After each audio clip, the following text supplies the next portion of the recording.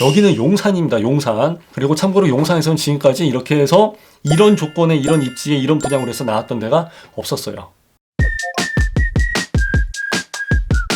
여러분 안녕하십니까. 분양을 하는 단지들 중에서 청약 꿀단지만 콕콕 찍어서 말씀드리고 있는 청약 꿀단지 박형수입니다. 반갑습니다. 자, 용산 아세아 아파트. 야, 이거 진짜 대박입니다. 진짜 대박. 왜 그러냐면요, 용산이라는 그 이유 하나만 가지고 그것만 가지고도 대박인데, 입지가 전체 끝내주니까. 또 하나는 이거를 부영이 진행을 합니다. 부영이. 부영. 야, 그것만 가지고도 역시 이 핫한 이슈가 되지 않을까 생각을 합니다. 그래서 이제 진짜 재밌게 이야기를 한번 해보자 합니다. 용산구에 그 한 130개가 넘는 아파트 단지가 있는데, 그 중에서 지금 여기가 현재 직방 검색 1순위에 나오고 있는 그 아파트예요.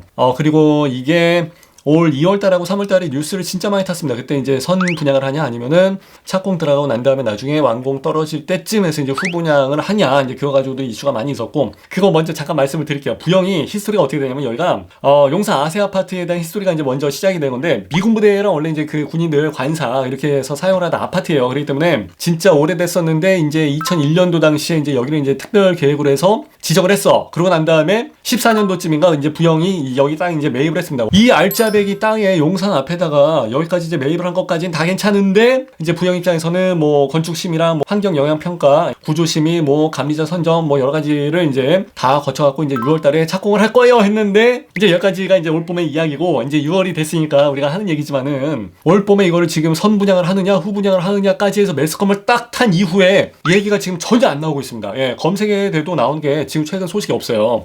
근데 현장에 가서 한번 확인을 해보면은, 여기는 지금 이제 거의 후분양으로 해서 들어가는 게 아니라 아마 착공 들어가면서 선분양으로 해서 들어가게 될 것 같아요. 예, 이건 그냥 제 개인적인 뇌피셜입니다. 일단은 부영 입장에서는 공식적으로는 지금도 많이 고민을 하고 있는 입장이라고 하는데, 후분양을 하게 되면 이제 회장님 나오실 때쯤 돼갖고 그때 이야기가 되는 거고, 그때 가서 이제 땅값이 아마 더 올라가게 되면은 훨씬 더 많은 차익을 느낄 수가 있는 거고. 근데 이제 지금 거의 뭐 막바지 뭐 꼭지 아니냐, 뭐가지 아니냐 했을 때는 이제 아파트 가격이 더 안 올라간다라고 이제 생각했을 때, 이제 지금 이만큼 좋았을 때 그냥 빨리 선분양하고 그냥 빼는 게 낫지 않냐, 이제 이런 것도 있고. 그래서 부영 쪽에서는 고민이 좀 상당히 많은 걸로 알고 있습니다. 진짜 중요한 문제이기 때문에 그래요, 이게. 근데 일단 뭐 부영은 돈이 많은 회사이기 때문에 선분양 가도 끄떡 없고 후분양 가도 끄떡 없고, 예, 그렇게 될 것 같습니다. 그래서 일단 입지 한번 보시죠. 입지. 용산이죠. 용산역 앞에. 예. 4개의 역세권이 있습니다. 그래서 1호선, 4호선, KTX, 그리고 이제 경의선까지 있다 보니까 4개가 있으면은 쿼드러플, 이렇게 해서 얘기하죠. 대단하죠. 예, 용산인데. 예. 그리고 이제 이촌역하고 신용산역 거기 사이에 이제 입지를 하고 있기 때문에 얘기할 거 있습니까? 그죠? 용산역 앞에 있는 아파트인데 사실 얘기하고 자식할 것도 없어요. 설명을 한다는 게 더 웃긴 거지, 그죠? 용산역까지는 한 10분, 15분 정도 걸어서 가면은 도착을 할 것 같더라고요. 충분히 걸어갈 만 하고요. 그리고 이 앞에 이제 학군 생활하시는 분들이 계시는데, 아무래도 이제 한강초, 그리고 용산공고, 용산공고 바로 밑에 있습니다. 그 남쪽에 붙어 있는 입지고, 용광중도 있긴 한데, 여기는 이제 학군 배정 예외학교라고 해갖고 조금 사연이 좀 있는 것 같더라고요. 예. 그리고 여기 이제 부지를 보시면 아시겠지만은, 잘하면 일부 세대에서는 한강 조망이 나오게 될 것 같습니다. 밑에 있는 아파트가 하나가 있는데 걔가 아마 23층, 25층 정도까지 되는 것 같아요. 근데 얘는 층수가 이거보다는 좀 더 높기 때문에 각도상으로도 한강이 나오게 될 것 같고, 그 위층, 예, 한 30몇 층에 걸리게 되더라도 역시 한강 조망까지도 가능하게 되지 않을까 생각을 합니다. 자, 그리고 이 아파트의 위쪽으로 해서 보시게 되면은 용산공원 있죠. 예, 걸어가면서 충분히 이용을 할 수가 있습니다. 그러니까 가까우니까 상당히 좋을 것 같고, 그리고 이제 한강공원도 있고, 그리고 이제 밑으로 내려가시게 되면은 강 건너편에 중앙대병원 있으니까, 아이파크몰도 있지, 용산에. 그리고 이제 이마트 있죠. 뭐 있을 거는 다 있어요. 부족한 건 없어요. 학군, 뭐 교통, 뭐 쇼핑, 뭐 공원, 병원 뭐 다 있으니까 생활에 부족한 건 전혀 없죠. 돈이 부족하죠, 돈이.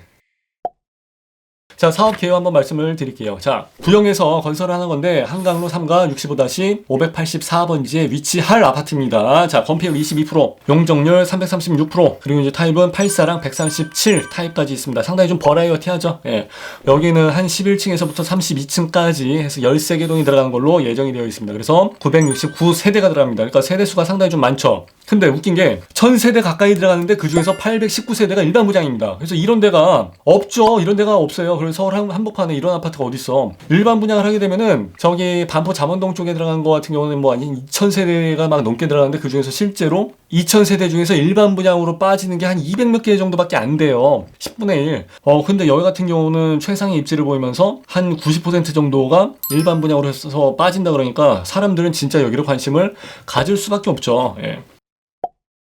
84 타입이 한 62세대 정도 들어가는데 이제 00 기어라고 해서 29세대가 들어갑니다. 그래서 이제 총 91세대가 들어갑니다. 84 타입 같은 경우는 당연히 뭐 가점제 100%로 해서 가게 되니까 넘사벽인 그 숫자가 나오게 될 것 같고요. 여기서 말씀드린 그 00 기어는 그 대상한 애들 있죠. 걔네들이 이제 정부 물량으로 해서 배정을 하는 게 좀 있어요. 그러다 보니까 84 타입이랑 뭐 다른 타입에서 00 기어 물량이 좀 있습니다. 그리고 이제 117 타입 같은 경우는 516세대, 그리고 00 기어가 한 40개 들어가서 한 550개 나오는데 117 타입이 주력 물건이에요. 84가 주력이 아닙니다. 그러니까 여기는 사이즈가 큰 거, 큰 평수 사시는 좀 있으신 분들이 여기에 들어가시게 될 것 같아요. 그러다 보니까 84와 다르게 여기는 추첨이 50% 물량이 예정이 되어 있습니다. 참고하시면 될 것 같고요. 예치금은 1000만원 되겠습니다. 그리고 137 타입이 있는데 여기도 세대수가 84보다 얘가 오히려 더 많죠. 241세대 추첨이 역시 한 50% 물량 정도 기대를 해봅니다. 그리고 161 타입이 있고요. 그리고 199 타입이 있습니다. 근데 딱 보니까 제일 작은 게 84 타입이죠.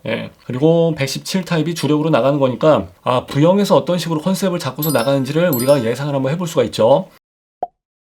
그리고 청약 조건 한번 말씀드릴게요. 분상제, 당연하죠. 뭐 서울지역이가 무조건 분상제에 들어가고요. 투기과열 지구가 당연하죠. 무조건 투가지구죠. 그리고 청약과열 지역으로 해서 무조건 들어갑니다. 아마 서울 당일 100%를 해서 끝나게 될 것 같아요. 그래서 아마 지방 사시는 분들한테는 사실상 기회가 없지 않을까 생각을 합니다. 자, 아까 제가 추첨제를 잠깐 말씀을 드렸었는데 85 타입 이상으로 해서 나가게 되는 그 타입에서는 추첨제 물량이 50% 정도가 나올 것 같다고는 하거든요. 근데 그렇게 되면 물량이 137이랑 뭐 117이랑 이런 거 아까 있었으니까 그럼 그 세대가 한 750개 정도 나오는데 그 중에서 50% 정도로 나온다 그러면은 한 378개 정도 세대가 나오거든요. 그러니까 서울에서 이 정도 378개 세대를 가지고 일반 분양으로 해서 추첨을 하는 단지가 있었나 싶을 정도예요. 더군다나 용산에서는 아예 이런 게 없었고, 그러니까 이제 있으신 분들이죠. 있으신 분들은 어차피 다 1주택 이상이신 분들이기 때문에 아마 여기에 무지하게 많이 몰리지 않을까 그렇게 생각이 돼요. 경쟁률은 당연히 뭐 엄청나게 나오게 될 것 같은데 뭐 로또도 800만 분의 1인데 그거 가지고 뭐 거기까지 가서 뭐 돈 주고 사고 그러는데 이거야 뭐 무조건 하죠. 뭐 생각하는데 돈 들어가는 거 아니니까 밑줘야 본전이니까.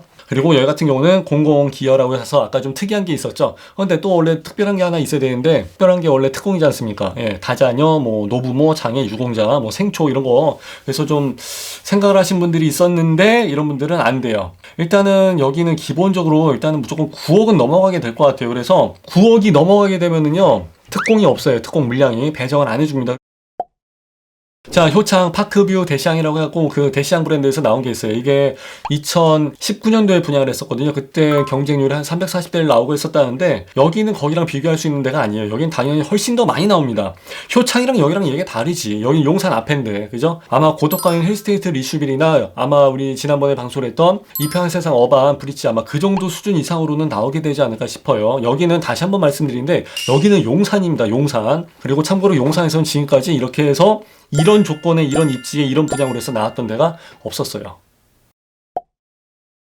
시세랑 예상 분양가를 좀 말씀을 드려야 되는데 이게 굉장히 어려워요. 기준점이 없으니까 지금까지 나왔던 이게 없으니까 굉장히 어려운 거예요. 어반 브릿지 같은 경우는 이전에 했었던 제일 풍경채랑 힐스테이트 리슈빌이 나왔기 때문에 비슷한 조건에서 이 정도 나왔었구나. 최근에 나온 게 이 정도에서 8억 9,990만 원에 해서 10만 원 깎아주고 해서 9억 원대로 해서 뺐던 그 기록이 있으니까 어떠한 그 기준점으로 해서 삼을 수가 있는데 여기 같은 거는 기준적으로 삼을 수 있는 것 자체가 없다 보니까 굉장히 좀 어렵죠. 일단은 주변 시세를 84 타입을 기준으로 잡고서 한 20억 정도는 잡아주더라고요. 그래서 한 14억에 분상제 걸려서 나오지 않을까 하는 썰이 있습니다. 그냥 썰이에요, 썰. 왜냐면은 위쪽에 그 지하철 위쪽에 나와있던 그 용산 센트럴 해링턴 스퀘어 있지 않습니까? 이게 그때 진짜 막 엄청났었죠. 거기가 지금 38평짜리로 해서 나온 게 25억 이상으로 해서 거래가 옛날에 됐습니다. 그것도. 그렇기 때문에 이거 한 34평으로 환산을 하고 분상제로 걸렸다 그러면 한 14억 정도 해서 이야기를 하고자 합니다. 근데 충분히 그럴 가능성도 있어요. 왜냐면은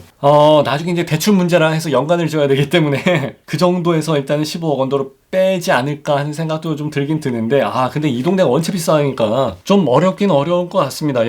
자, 주변 시세 한번 말씀드릴게요. 트럼프홀도 아시죠? 그 강북 타고서 지나가다 보시면은 그 트럼프라고 해갖고 진짜 트럼프가 세워놨던 거예요. 그게 오래됐죠. 트럼프 월드 3 같은 경우는 04년도에 입주를 했으니까 이때 뭐 한 126 타입이라고 해서 나온 게 한 18억 정도에서 거래가 됐었고 동부이촌 센트럴벨 있지 않습니까? 이게 입주를 한 지 좀 됐죠. 근데 이게 84짜리가 지금 16억 정도에서 들어갑니다. 그리고 아까 말씀드렸던 센트럴 파크 해링턴 스퀘어 이게 20년도에 입주를 했는데, 그러니까 작년에 입주한 거죠. 요게 세대수가 좀 많습니다. 1140세대 정도에서 1000세대가 넘어가는 대단지죠. 여기는 4호선 라인 그 위쪽인데 92타입 같은 경우가 24억에 거래가 좀 되고 그랬습니다. 24, 25억 정도 거래가 되는 상황이에요. 그러니까 전체적으로 그 용산에 있는 그 주변 아파트를 보시게 되면은 세대수나 연식이나 브랜드나 이런 걸 가지고 따졌을 때 차이가 상당히 많이 납니다. 그렇기 때문에 비교할 만한 아파트가 없기는 합니다.